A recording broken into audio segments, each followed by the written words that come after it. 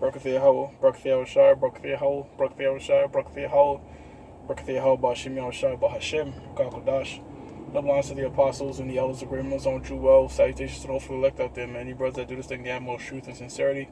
On the pre-Shimon, this week's topic is going to be entitled Dreams of Past Lives. I don't know how many brothers have experienced it, but I know the Most High can send different visions or dreams to boost in your faith.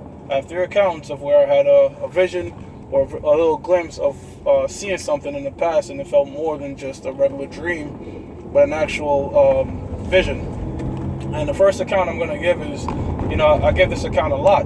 It was definitely a faith booster, and it was going back when I was in college, and I was just coming to this truth, and pretty much I was being lukewarm. I was pussyfooting, because I know ultimately, if I really wanted to devote myself to this thing, I couldn't go to that school I was going to because it was in a different state, and where it was like in the middle of nowhere, and there was absolutely no brothers out there. The closest brothers would be like 2 to 3 hours away. And what happened now was the Most High sent me threw me back in the past, pretty much, and it was a very quick, little no more than 2 to 3 seconds, and in the dream, I was at a door. I was at the door, and I'm looking into the door, and I'm peeping into the door, and I'm slowly looking to the door, and I see the apostle at the time, Elder Gabar. And Elder Gabar was wearing a light brown garment overlaid with a darker brown garment, and he was writing with a quill. And that right there lets me know, like, it was in the past. You could tell it was the past because he had a full jet head, black hair, beard, afro too. He had a fro. And as I glimpsed and saw him, next thing I know, I'm falling out the sky. And as I'm falling out the sky, I can't breathe. But I knew I was dreaming, so I'm calling out my roommate's name, which was Michael, which that's a spiritual name in itself. My freshman roommate was named Michael, and my sophomore roommate was named Michael. Looking back at it, I was like, okay, that's a spiritual thing right there, man. Going back to the point, I'm getting thrust out this. The sky, and I could barely breathe. I'm calling on. I'm like, Michael, wake me up, wake me up, wake me up.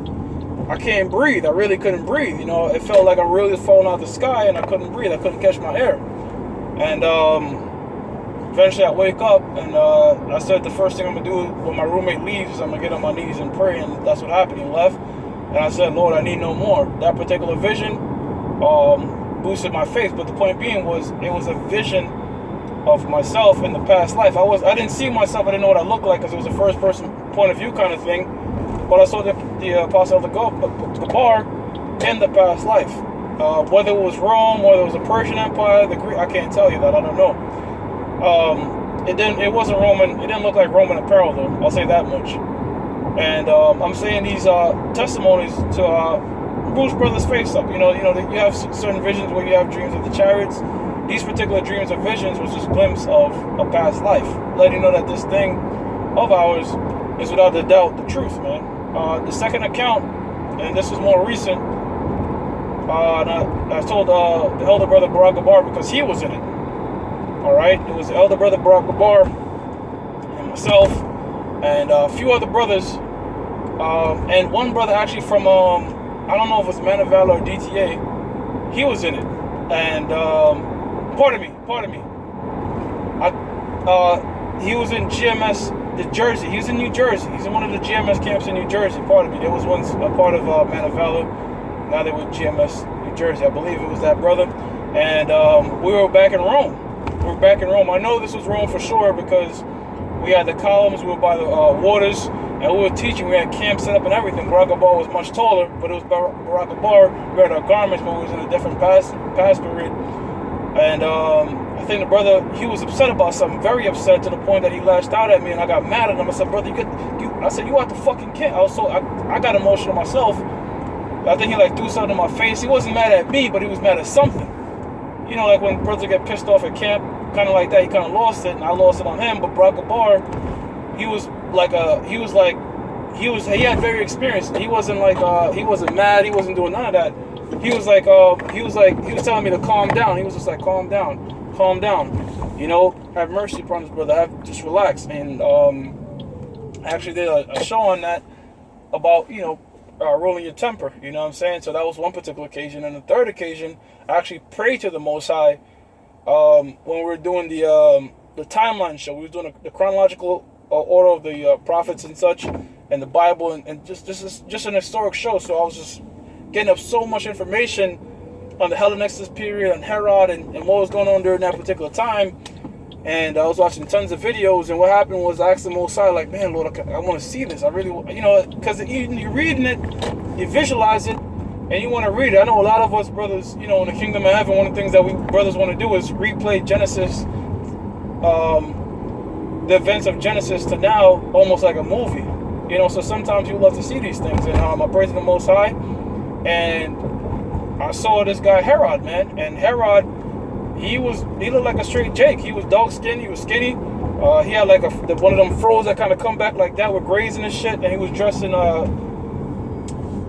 it looked like a bit of, I don't want to say it looked like Hebrew apparel, it looked like a bit Romanish. You know what I'm saying? But it kind of looked like how you see them depicted, except he was much more darker. Kind of like he almost looked like Snoop Dogg, man. I'm talking about stuff that used to be in the camp, but a much more mature. I saw him when I was like 30s or 40s, I would assume, and there was just a glimpse of him. Then I was just out that vision, and the Most High speaks to brothers through these particular dreams and vision, because when you go to sleep, when you get your instructions sealed, as it says in the book of Job, that's when them spirits is talking to your spirit, man. All right, it's almost like your spirit is almost in like a limbo between here and the spiritual realm, if you will. You know what I'm saying? So not every dream, not every vision. Not every dream you have is a vision, and not every dream means something.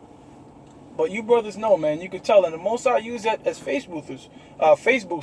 And sometimes certain brothers, such as the Apostle Paul, he needed that heavy vision, being blinded, and the Lord coming to him and speaking to him.